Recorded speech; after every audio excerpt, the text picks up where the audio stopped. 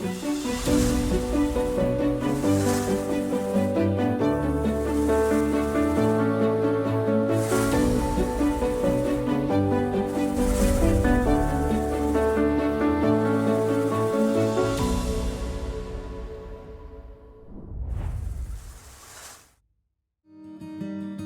here today at the Ashburton Aviation Museum, located in the South Island of New Zealand, just on the outskirts of the town of Ashburton. I'm here inside one of the helicopters that they have on site with a bunch of other aircraft, and when you look at helicopters in particular, it's easy to believe that something like this couldn't get off the ground. I mean, look at it, all these blades everywhere. It doesn't look like something that can lift off, but all of us have seen one do it, and so we know that they can. Can you imagine how it must have been for people who had never seen someone fly? I'm thinking back to the early 1900s. It was 1903 and December 17. Wilbur and Orville Wright, the Wright brothers, you may have heard of them. They made their very first powered flight on a wind-swept beach in North Carolina. It was called Kitty Hawk. There on that beach that day, these brothers, I think it was Orville who got off the ground first, about 20 feet, 12 seconds, and it is today considered the first powered flight. They had a few more attempts that day. Wilbur got off the ground as well, and his flight went for about 59 seconds, and he flew over 800 feet that day. It was an amazing thing. The brothers, however, didn't start that day. Back in the late 1800s, the brothers decided that they wanted to fly, and so many attempts were made gliding. Over 700 successful flights were made on that beach. The beach was selected because of its strong winds, its constant winds that were needed for the brothers to get the lift for their aircraft. The brothers actually owned a bicycle shop in Dayton, Ohio, and it was there from that bicycle shop that they built these flying craft, something that no one had ever seen before. They decided after they had successfully been gliding that they now wanted to do powered flight and needed to find a car engine or an engine of any kind that was light enough to put into their aircraft. But they couldn't find one. So what did they do? They made their very own. They designed it, put it into the aircraft, and because of their ingenuity and because they kept just going and going and going, these two brothers were able to change the course of history. Now, I said talking about doubt before. Maybe you doubt that. You say, no, it wasn't the Wright brothers who were the first to fly. It was Richard Pearce from New Zealand. He was the first one to do it. Absolutely.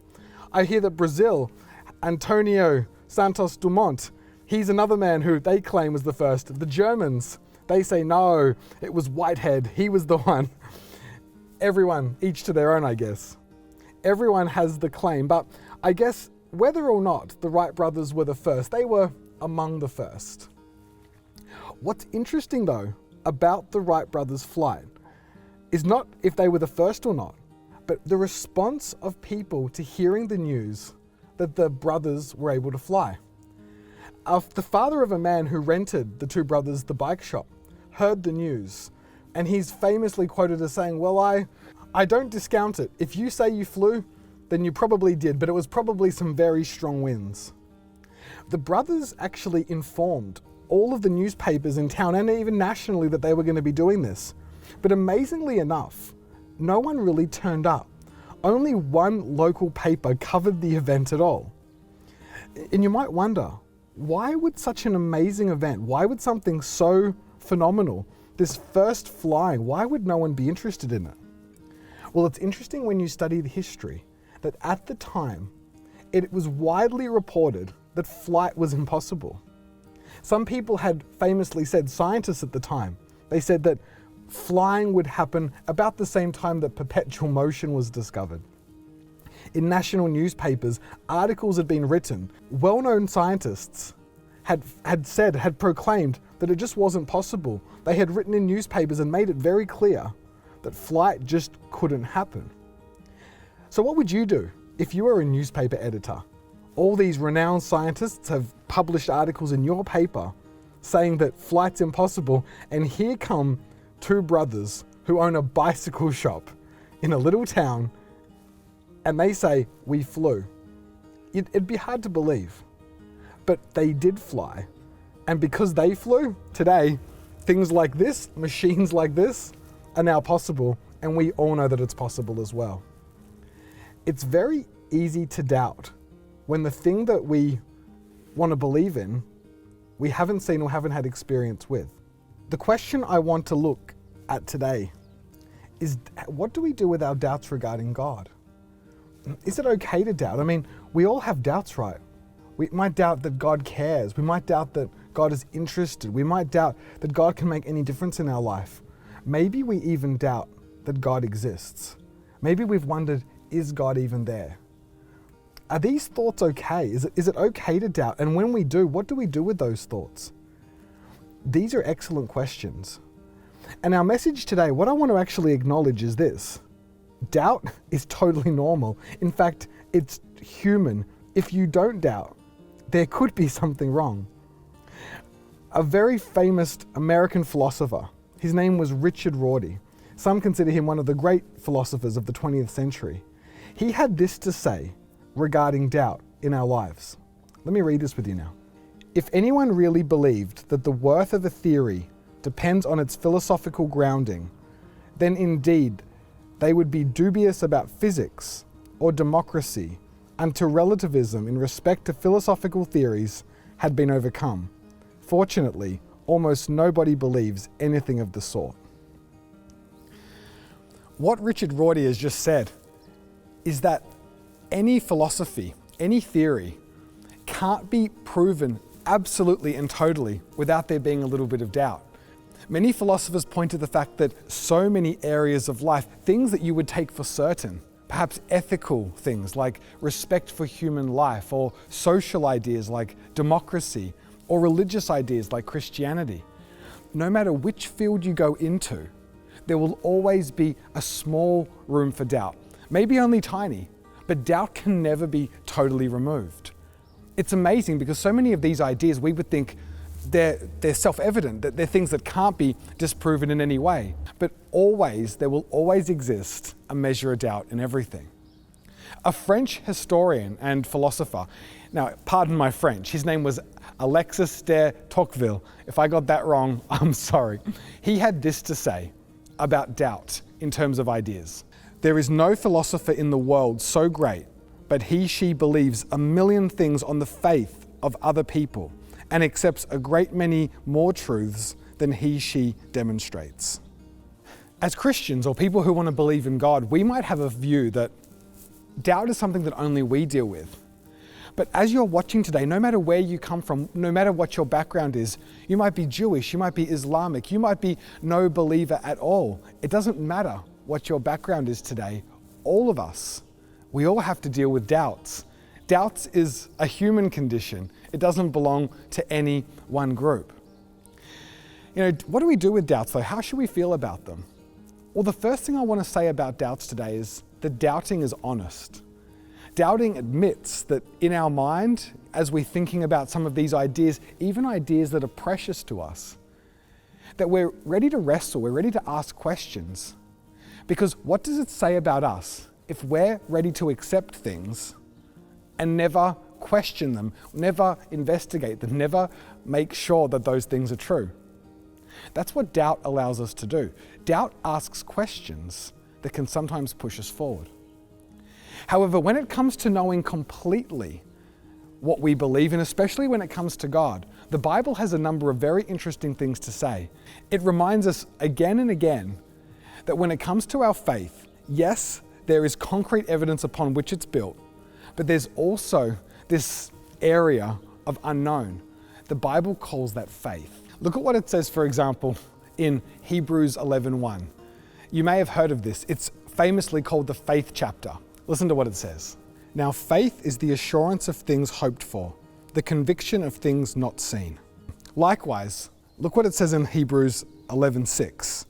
And without faith it is impossible to please him, for whoever would draw near to God must believe that he exists and that he rewards those who seek him. Again, we read in Ephesians 2:8 and 9, for by grace you've been saved through faith, and this is not your own doing. It is the gift of God, not a result of works, so that anyone may boast. Finally, we read in 2 Corinthians 5:7, for we walk by faith, not by sight. What we've just read here, and the Bible makes it really clear, is that there is a faith element to all this. There is a part of it. In fact, it's almost crucial that we have faith as part of our belief system. Because as we reach out in faith, we reach beyond ourselves, we reach beyond what we can see. And let's face it, life in so many aspects has this faith element. But it's not blind faith. It's not faith that doesn't rest on something concrete. It's not faith that we just jump out hoping that we're going to land safely. It's faith that's built on good evidence. It's faith that's built on something solid. In his book, The Sunniest Side of Doubt, Alistair McGrath has this to say, quoting also famous Christian author C.S. Lewis in the process. Listen to what he says in his book. The big questions concern the reliability of its historical foundations, its internal consistency, its rationality, its power to convert, and its relevance to human existence. As C.S. Lewis stressed in Mere Christianity, Christianity has exceptionally fine credentials on all counts. Look into them. You can totally commit yourself to the gospel in full confidence as a powerful, credible, and profoundly satisfying answer to the mystery of human existence. Faith is basically the resolve to live our lives on the assumption that certain things are true and trustworthy, in the confident assurance that they are true and trustworthy, and that one day we shall know with absolute certainty that they are true and trustworthy. So what are we trying to say today? Well, I know I've been quoting a lot today, but I love that these great minds have thought these ideas even before I have. And one more time today, I'd love to quote. It's from that little book that we keep mentioning in this series, Steps to Christ, where the author has this to say about doubt in our lives. God has never removed the possibility of doubt. Our faith must rest upon evidence, not demonstration. Those who wish to doubt will have opportunity, while those who really desire to know the truth will find plenty of evidence on which to rest their faith. What I want you to know today, if you're watching, is that if you have doubts, that's okay. But more than that, that if others are causing you to doubt, if other people are saying to you, you can't believe, you can't have faith, that you need to remember that all of us have doubts, even those people who don't. There's doubts in that as well. Doubt is common to us all. As long as the thing that we're putting our faith in has a strong grounding, then living your life with a measure of faith is not wrong. In fact, it's totally human. That's that side of it though. But there's another side too. And this is sometimes the harder side. Maybe you do want to believe, maybe you read what the Bible says and you see God there, but then it's your life that causes you to doubt. Things in your life are not going the way that you expected. You want God to lead you in a certain way, but it seems hard and it seems like God doesn't care and He's not there. And those doubts, your experiences in your life, those are the things that make you want to pull back and not believe. One of the things that I love about the Bible, and one of the reasons that I see it as such a true book, is that the Bible is not a sanitized book. It's not a book that tries to hide things. So many of the stories of the Bible's main heroes show them and tell them doing terrible things. In fact, there's a psalm, Psalm 88, that I'd love to share with you now. Because in this psalm, we see so much truth. It doesn't hide from the human condition. It dives deep into it. O Lord, God of my salvation, I cry out day and night before you. Let my prayer come before you. Incline your ear to my cry. For my soul is full of troubles, and my life draws near to Sheol. I am counted among those who go down to the pit. I am a man who has no strength, like one set loose among the dead, like the slain that lie in the grave, like those who you remember no more, for they are cut off from your hand. You have put me in the depths of the pit, in the regions dark and deep.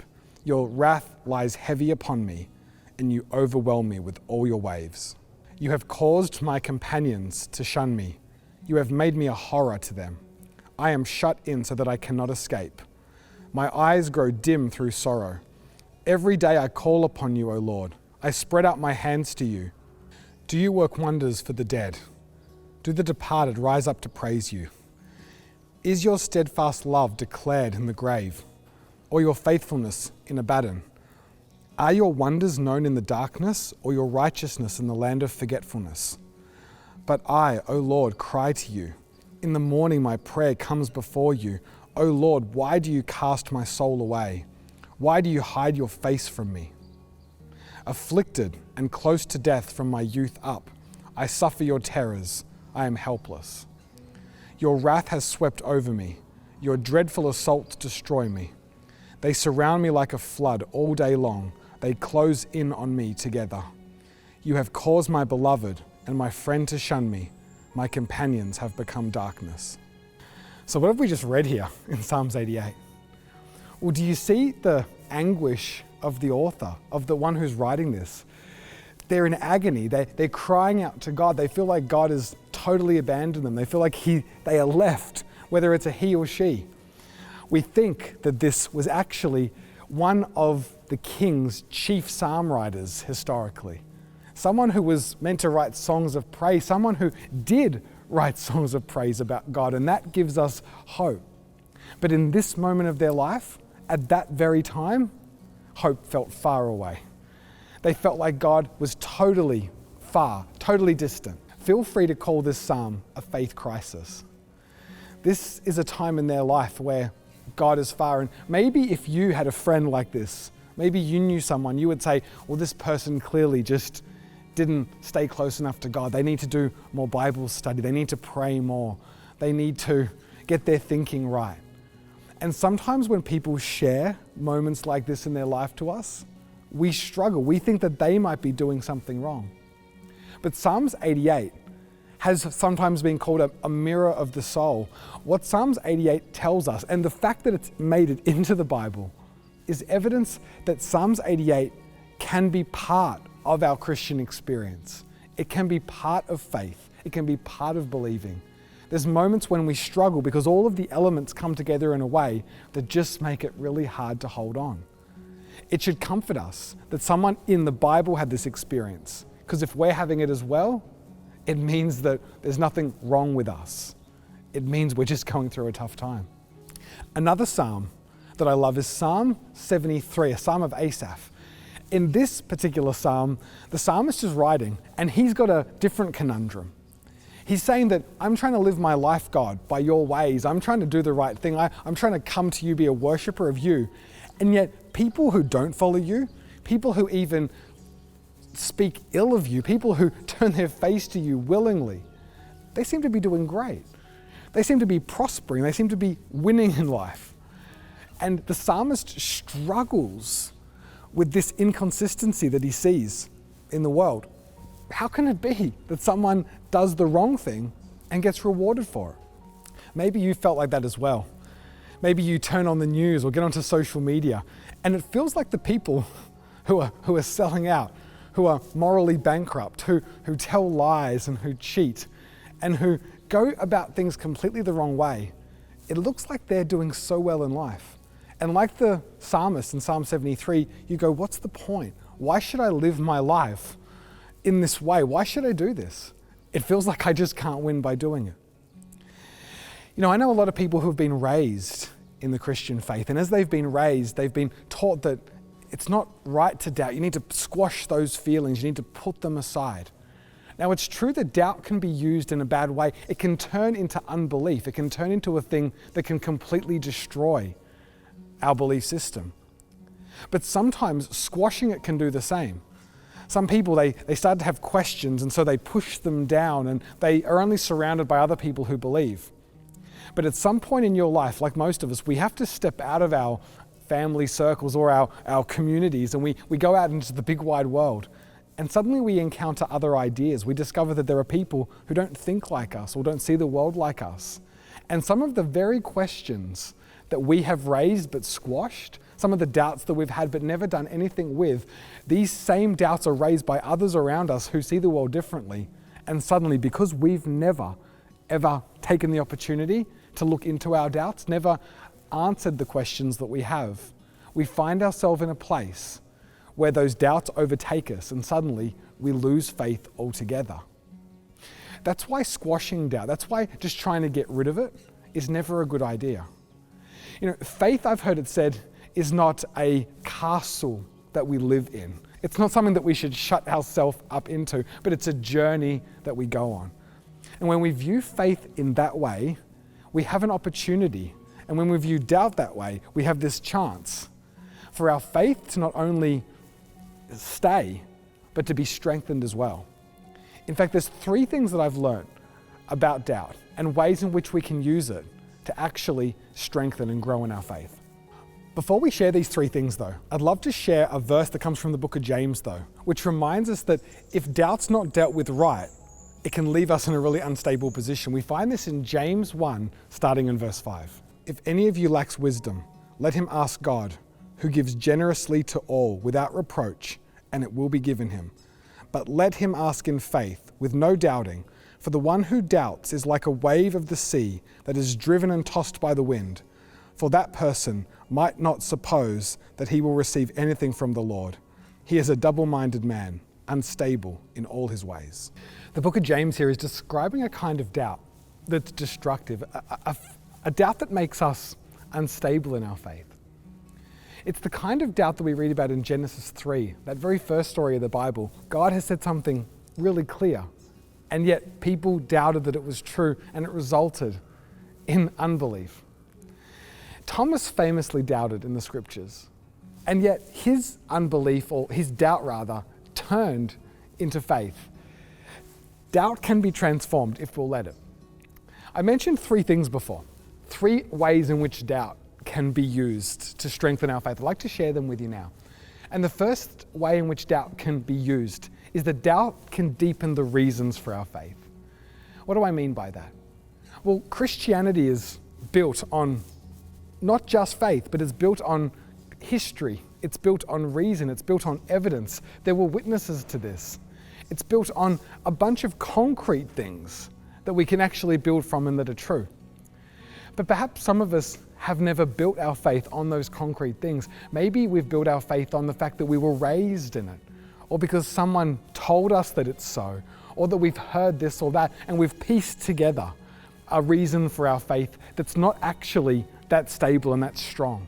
This is what James is talking about. When our faith is not built on something solid, it's easy for it to be rocked. It can go back and forward. And when we doubt, it can actually be an opportunity for us to build our faith not on these moving things, but on the solid things that it actually does offer us. That's the first way in which doubt can be useful. The second way is that doubt can actually help us discover new things. Perhaps someone's asked you a question like, well, why do you believe that? How do you know the Bible is true? How do you know it hasn't been changed? How do you know God loves you? How do you know that He's there? How do you know that the world didn't just come into existence on its own? What evidences are there for the fact that it's created? Questions like this can actually drive us to investigate. They can drive us to explore. Many years ago, I read a book by Lee Strobel, A Case for Christ. He was a journalist. He actually didn't believe in the Bible at all. And he said, you know what? And as a journalist, I've been trained to find why things are true or not. And so he decided to investigate.